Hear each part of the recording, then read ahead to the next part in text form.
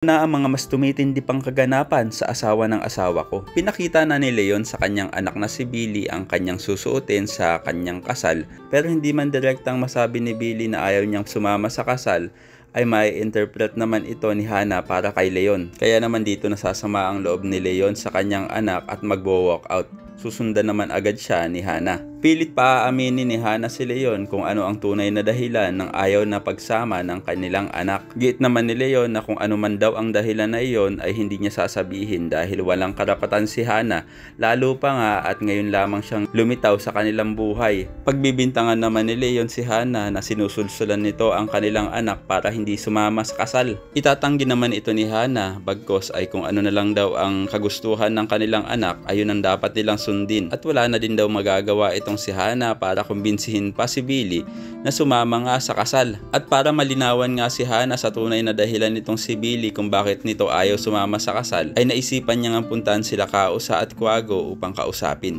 Mapapaisip naman si Kausa dahil bigla na lamang nagkaroon ng pagdududa itong si Hannah kay Leon at para nga hindi niya na magawang magsinungaling pa ay mananahimik na lang siya. Pero hindi daw naniniwala itong si Hannah na walang alam si Kausa sa mga nangyayari. At dito na maiisip ni Hannah na baka si Christy ang dahilan. Baka daw minamaltrato ni Christy noon itong si Billy kaya naman ayaw nito umattend sa kasal. Pero marin itong itatanggi ng dalawa at sasabihin pa nga nitong si Quago na si Christy pa nga daw ang tumayong ina nung wala si Hannah sa kanilang piling. At super close pa nga daw ang dalawa at talagang inaasikaso ni Christy si Billy sa lahat ng pangangailangan nito. At katunayan pa nga daw nito ay makikipagkita dapat si Billy kay Christy bago ito maaksidente. At dahil talagang nananahimik itong si Kausa ay gagawa na ng paraan si Hannah upang siya na mismo ang makatuklas ng tinatagong sikreto nitong si Leon. Madali naman makakakuha ng mga ebidensya ang kanyang private investigator na si Rani na tuluyan ngang magbubukas ng idea kay Hannah kung bakit ayaw sumama ni Billy sa kasalang Leon at Christy. Bagamat bigo itong si Rani na makakuha ng mga CCTV footages bago nga maaksidente at during aksidente nitong si Billy na makapagtuturo sana kung sino ang sumagasa kay Billy, ay nakakuha naman itong si Rani ng mga ebidensyang patunay na si Shaira ay may kaugnayan kay Leon.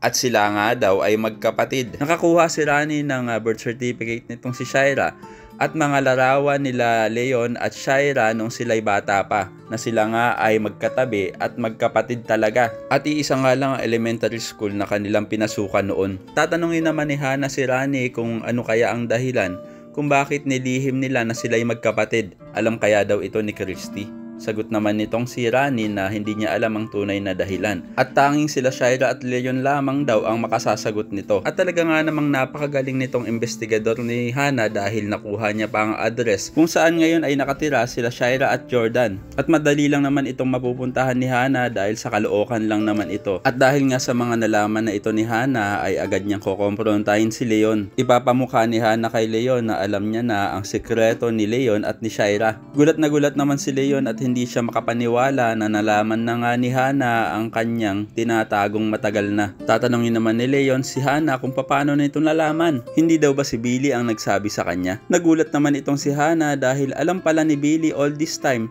na magkapatid sila Leon at Shaira. At dito na malilinawan si Hannah na kaya pala ayaw sumama ni Billy sa kasal nila Leon at Christy dahil nga sa alam niya ang sikreto ng kanyang ama matagal na. Na kaya pala ito makikipagkita kay Christy noon ay upang sabihin na ang totoo at ayaw nga hayaan ni Billy na may tinatago ang kanyang ama sa mapapangasawa nito. At dahil booking na nga itong si Leon ay makikiusap na lang siya kay Hannah na sana daw ay hindi na lumabas pa ang lihim na ito. Tanong naman ni Hannah kay Leon na ano daw ba ang kinatatakot nito. Sagot naman ni Leon na ayaw daw niya na mag-isip si Christy ng masama laban sa kanya. At dito na maiisip ni Hannah na si Leon nga pala ang kumidnap kay Christy upang maghiwalay nga silang dalawa ni Jordan. Tapos ngayon naman daw ay tuluyan ng kasal sila Jordan at Shaira. Kaya naman napagtanto ng tuluyan itong si Hannah na nagsabuatan nga ang magkapatid upang makuha nila ang mga taong gusto nilang pakasalan at makasama sa buhay kahit ayaw naman sa kanila ng mga ito. At dito na nga muling pakikiusapan ni Leon si Hannah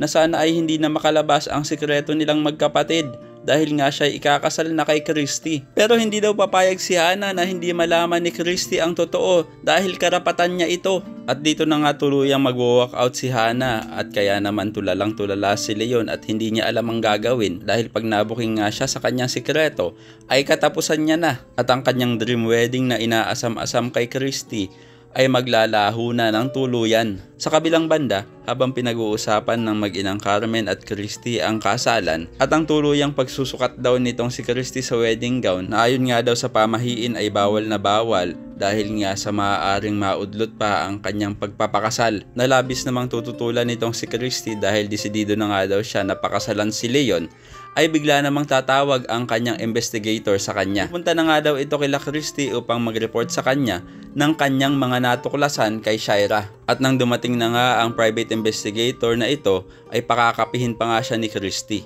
Pero hindi inaasahan ni Christy ang mga maririnig niya sa kanyang private investigator. Bagamat sinabi ng investigador na nagsisinungaling daw itong si Shaira noong sinabi nito na hindi niya kasama ang kanyang asawang si Jordan, ay puro kasinungalingan na nga ang mga susunod na ikikwento nito at binakapan niya pa nga ito ng mga ebidensya. Nakunan niya daw kasi ng mga larawan itong sila Shaira at Jordan na sweet sa kanilang kwarto at inaalagaan talaga ng husto ni Shaira si Jordan. Hindi naman makapaniwala itong si Christy na nagawang tiisin ni Jordan ang kanyang anak na si Toring. Sagot naman ng investigador na dapat ay kinausap niya lang sana si Shaira at si Jordan, pero hindi naman po pwede dahil nga hindi siya po pwedeng makita daw doon sa kanilang lugar at baka nga daw siya mabisto ni Shaira na nag-iimbestiga sa kanya. Na kung tutuusin ay hindi naman talaga ito ang nangyari dahil nakita na nga siya ni Shaira. At dagdag pa ng investigador na nasa Cebu na nga daw ngayon sila Jordan at Shaira. Kaya naman kung binabalak daw ni Christy na puntahan pa si Jordan ay wala na daw itong magagawa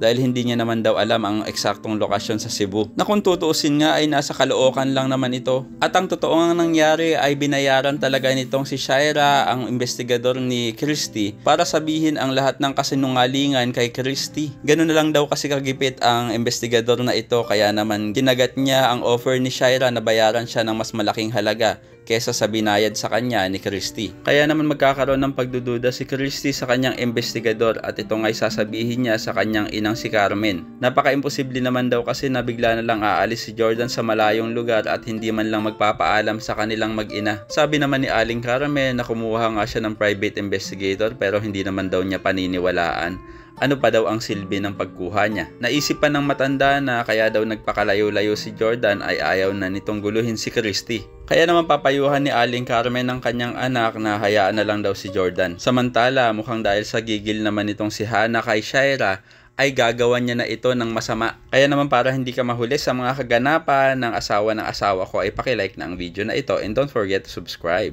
Thanks for watching and see you next time. Bye-bye!